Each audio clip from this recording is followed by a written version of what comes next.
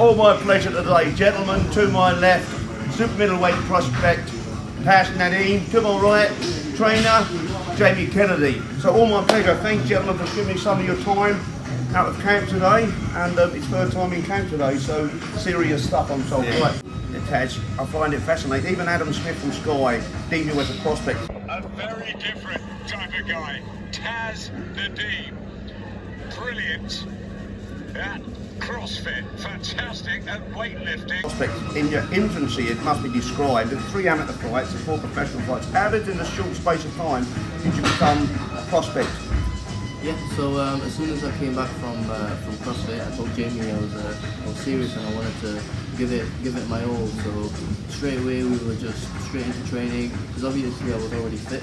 Yeah. And I've boxed before, so I was ready to go into the championships. And after a couple of months of training, we went into the championships. And then after the championships, straight away we were ready to turn over. Really? So have I got that right? Just 3 amateur fights? Yeah. In the championships? Yeah. Was that undefeated, or was that, how no, did that take you? it was undefeated. It was the pre-quarters for the regionals, the semi-finals for the regionals, the finals regionals, then the quarterfinals, and then in the quarterfinals I had my knockout. Right. So I was supposed to have 5 fights before I could turn pro, but since they know Jamie and obviously Jamie wouldn't recommend me to turn pro if I wasn't good enough, so they accepted it with 3 fights. Sure, but there's a big difference between turning pro and being a prospect. So, have you been knocking people out in sparring and stuff? Because word's got out. I mean, I got word of it before I met you. I was sort of said, look out for this guy. Fantastic at weightlifting, and now he becomes a fighter. And a left hand flattens Sergei. You know, that's quite unbelievable for you, but I mean, very surprising for me to see a prospect created in such a short window. So is there any sparring partnership with all regular? No, not regular. That's isn't it? Yeah. I have stopped my amateur opponents, so 2 of the 3. Yeah. And then in sparring, I have dropped people, but when you spar, you don't go to drop your opponents. They're not your opponents. They're your partners. They're your training partners. So the last thing you want to do is hurt. You know? Yeah. But I am capable of it, and they know I'm capable of it. So that's what it works. Well, I must say, I've been told that you're a prospect, I've been told you're a fine young man, and I love those words. That we go in now, it's an hard game, with no intent of hurting anybody. When we're in the fight game, it's clear intent to hurt somebody before they hurt you, or to score more points than them. But I do love the fact, lots of fighters back in the day have said some quite spiteful things, and you're obviously an humble young man, and I think I really like that. I think you've got that on your side. Now I turn to my right. 25 years almost in the game, the Millennium Gym in Rotherham, Jamie Kennedy. Yeah. Lots of amateur stuff, a couple of good fighters. I know you had a bit of an heartbreaking situation with Chad Gaynor. Yes. So I had won a title, a silver sort of title after, and one that come after the novice. Over 8 rounds? No, we're 10 rounds. 10 rounds. Yeah, against other Alpha, yeah. And he was looking good. Yeah, just life, I guess. It's a tough game. I talk a lot about I talk a lot about pie charts, and there were one little bit missing, and we couldn't. Yeah. It were in, then it were out. It were in, then it were out. A little bit like Trivial Pursuit. One of them little triangles. Sadly, bless him, Chad Gaynor passed away with you at home last year, was it? Yeah, last year. Yeah, very sad, but it's strange. It's like he's been here. I won it first year, and I just feel that he trusted me. No, I never fought. I don't mind people knowing I didn't fight. I'm from a family of fighters, and I'm the first one to be the trainer. So I grew up training. I just never fought. Numerous reasons, I never fought. But he trusted me, and he knew that. I don't tell no one any lies. Did you fight? No, I didn't. But he trusted everything. As a new trainer in town, he trusted everything, and I do things a little bit different. And he trusted me, and we achieved national titles and all sorts of things. And so I put a lot of where I am down to that young man.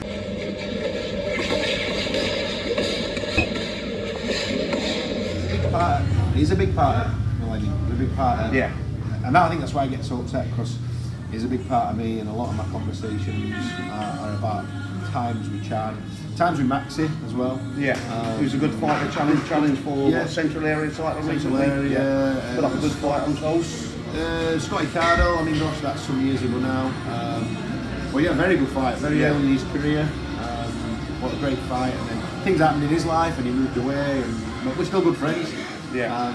So yeah, So, long time at it. Moving on from them guys, you've clearly learned. We learn on the job as we do. Yeah.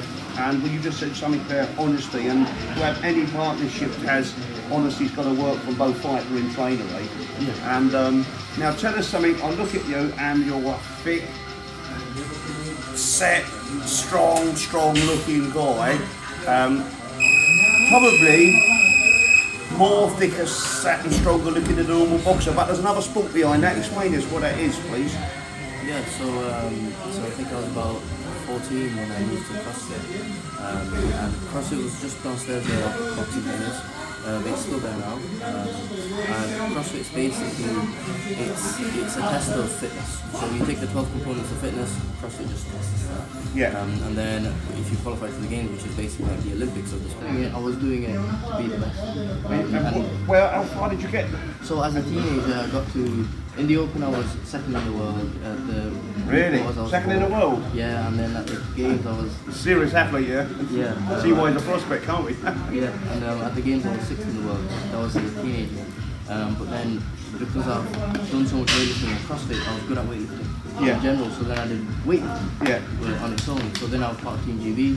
I competed in European Championships. Do you want to spend the rest of my life doing it over and over again, or is there something else that I can do? And there was boxing. And boxing jumped out at you? Boxing jumped out at me. I was good at boxing still, and I really wanted to give it a try. I didn't want to be 30 years old or 40 years old thinking, oh wow, there's that one thing that I didn't do. So I came out, I gave it a go. We said we'll try the amateurs, and then after that we were like, okay, we'll see if we want to go pro, try one pro, and then after that, you know. Fantastic. Now back over to the trainer. 4 fights. You're trying to keep him fairly busy. What, 4 or 5 half-dozen fights a year, ideally? Yeah, 2025. Obviously with easy GDM, and he's been brilliant this year. So 2025 is 4 or 5 fights this year coming. That's the plan. Get us up to 9 and 10, and then we'll see where we are then. So part of this camp has been to plan, explain, how, as a trainer, how I see this year going. Regarding training, we know he's extremely strong. We know we've got that. We've got to maintain that. So this year's like, it's a good amateur. It's like a good amateur year. It's got to be ready. Yeah, because we've had 6 weeks of this, 6 weeks of that, 6 weeks. You can't break your camp down. Yeah. It's right. We're on with this. So he's constant. He's constant. And so it's just like. He's been an amateur, but it's like the amateurs that have, the other amateurs that got the fighting, the championship ones. They're there, phone can ring on Wednesday, they're ready to fight Friday. Simple as that. And he's got to have another year like that. And he can do that. And then we get this time next year, we can be sat here with you and like, right, we've got this coming up, we've got this first 10 round coming up. Yeah, sure. Yeah. We've no plans to, we plan to be busy. This year. Sure. Yeah, we've got one more 4-rounder in Feb, and then we'll move to 6. Plans to come out here again, bring some sparring partners for that. But yeah, 2025, we know he'll keep us busy. We could have got on Coventry, but he couldn't get us anyone. And if we'd have got on Coventry, we'd have been on every GDM show in 2024, in February when we weren't carded anyway. So he's good, he's doing the right thing. Fantastic. Now, what I want to know, I've been involved with the fight game all my life. And I've been on the floor, I've done the punishing regime that's needed from a boxer, and many athletes believe that the hardest training, the hardest fitness in the world is boxing. You being such an high-end athlete at CrossFit, which part of boxing training do you find really hard the most? Which part of boxing training is the hardest? It's just a different sport, isn't it? It's a different sport. Like you could be the fittest guy on earth, but then if you give it 100% in the first minute of round 1, you know, you're gonna burn out. So even guys like you guys, well, these are human beings, right? Well, it's nice to know. I mean, anyone of any fitness could gas. It just depends on how you pace it. So for us now, it's not only about getting fitter and stronger and better at the sport, but also learning how to business. Yeah. And what to do when you do feel like you're gonna get. Yeah. So It's buying time. It's the sort of the ring craft, the trickery, you know, the deliberately coming out of the holds late. If you just put in a burst, you're into an hold, you come out late. The ref tells you 3 times instead of once. All those little tricks that the old men. It's all part and parcel of building that. So yeah, I just I've been watching some of your stuff. I love the way you lead. I love the way you lead with you throw a lot of bent arm punches, which is consistent with your stature. You come with a nice high left hand. There's obviously a lot of power there. Now he becomes a fighter and a left hand flattened. And I'm really looking forward to following up on your progression. I'm going to keep a close eye on it. Just before we close out, what would it mean? I mean, obviously, we're really, really pleased for you. I can just tell, like, your emotions are still raw. With Chad Gaynor, bless him, it's a tough time for you. But what would it mean for a man that's given 25 years? And I know I'm a part-time trainer and I'm happy with that, so I know how much time it takes to put into it, right? And I really do admire you guys. What would it mean if you guys went and found some type of success, i.e. British title onwards? What would that mean to you? It's massive. We talk a lot. This camp's been good. Got a gym full of people. He's got work. I've got work in my gym as well. And we've had a good time to talk. And like even I think this morning on a run this morning, I was talking like we and I want him to win belts. I want him to win the belts, and then he's like, look, he sees that as a we, and I see that as a you. Yeah. But Taz has always been he's always been in my life. He's been a conversation, to be fair, because he's CrossFit coach and my business partner, right, and very good friend. So, in fact, when Taz came from CrossFit, they were like, is he not enjoying it? Is he coming back? I'm like, he ain't coming back now. He ain't coming back. I love. I mean, you really, what you find for you guys at home, as a boxing trainer, it really is a joy if you train somebody that wants to put in the work, and it's so easy. I mean, it's still work, but it's so much easier when you're having to like get a lazy horse with a whip behind it, and then you get a thoroughbred that you can start there and run. It's a bit different. And I can tell already, I have a real good feeling about this partnership. Because this guy, 3 days a week, you can tell, 3 times a day training out there. You can tell with his efforts how far he's climbed in CrossFit and weightlifting. He's going to give it his all. And your open transparency and honesty, I have a real good feeling about this. So you've all been warned. Here's the prospect, here's the trainer. Look out for it, 2025. And I'm wishing Jazzrat seen some luck, because I think it could be on the end of some lever on the 25th of February. Look out for this guy, Taz, Nadeem, and Jamie Kennedy.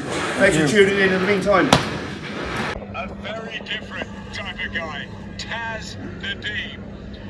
Brilliant at CrossFit, fantastic at weightlifting, and now he becomes a fighter and a left hand flattened.